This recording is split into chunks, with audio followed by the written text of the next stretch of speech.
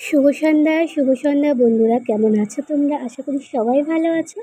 আমিও বেশ ভালো আছি। তাই চলে আসলাম সন্ধ্যাবেলায় মনসা মায়ের মন্দিরে।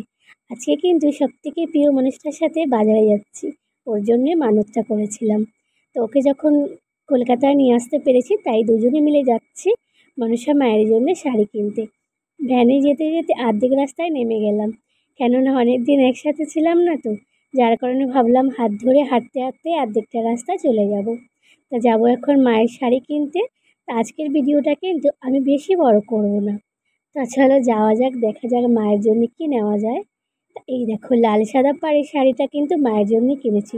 চলো মন্দিরের ভিতরে যাওয়া যাক।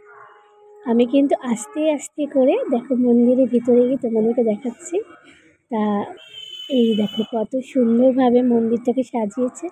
জানো তো, যখন আমার বড়মশাই কাছে ছিল না, তখন প্রায় প্রায় কিন্তু আমি এই মন্দিরে এসে বসে থাকতাম। আমার যখন মন খারাপ হতো, তখন মায়ের কাছে এসে বসে থাকতাম। মনটা সত্যিই শান্তি হয়ে যেত। আর মাকে বলতাম, মা তাড়াতাড়ি তোমার পুজোর আগে আমার বড়মশাইকে আমার কাছে এনে দাও। তা আমার বড়মশাই আমার কাছে এসেছে, তাই জোড়ায় এসেছে পুজো করতে আজকে। আমি কিন্তু শাড়িটা এখনও দিইনি, এখন এখানে প্রণামটা করে নিই। এখানেও খুব সুন্দর শীতলা মা আছে, দেখলে মন প্রাণ জুড়িয়ে যায়। তবে এখানে প্রণামটা করে তারপর যাব ভিতরের দিকে, দেখি কার কাছে দেবো শাড়িটা। এখানে দেখো কি সুন্দরভাবে আলপনা দিচ্ছে। এরকম সুন্দরভাবে আলপনা কিন্তু আমিও দিতে পারবো না। সত্যি এই পণ্ডিত মশাই খুব সুন্দর করে আলপনা দিচ্ছেন, দেখে খুব ভাল লাগলো। ওনাকে বলতেই উনি বললো ভিতরে গিয়ে শাড়িটা দিয়ে আসতে। তা ভাবলাম পুজোর আগের দিনই আমি শাড়িটা দিয়ে যাই, বাড়িতে নিয়ে কোথায় রাখবো না কোথায় কি করব, যে কারণে আমি শাড়িটা রাত্রিবেলায় দিয়ে গেলাম। সকালবেলা আর আমার টেনশন থাকবে না। সকালবেলা আমি স্নান দান করে আর আমার বরমশাইয়ের সাথে চলে আসবো পুজো করতে। তা দেখো মন্দিরটা কত সুন্দর লাইটিং করে রেখেছে, কত সুন্দর লাইটিংয়ে ভরিয়ে দিয়েছে। খুব ভাল লাগছে দেখতে। আর কালকে তো মানে কী বলবো, অনেক লোক হবে কালকে, লোকের মেলা লেগে যাবে এই মন্দিরে।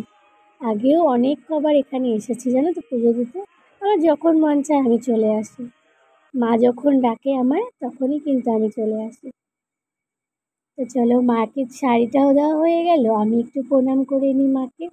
কেননা কালকে তো অত ভিড়ের মধ্যে প্রণাম করারও এরকমভাবে আর সুযোগটা পাবো না, কেননা কালকে প্রচুর লোক হবে। তা চলো, আমার কিন্তু মন্দিরের কাজটা সেরে ফেলেছি। খুবই আনন্দ লাগছে, খুবই ভালো লাগছে, দুজনে মিলে একসাথে বাড়ি যাচ্ছি। এখন এই রাস্তার সামনে দিয়ে একটা টোটো নেবো বা একটা ভ্যান নেবো, তারপরে কিন্তু আমরা একটু করতে করতে দুজনে মিলে চলে যাবো।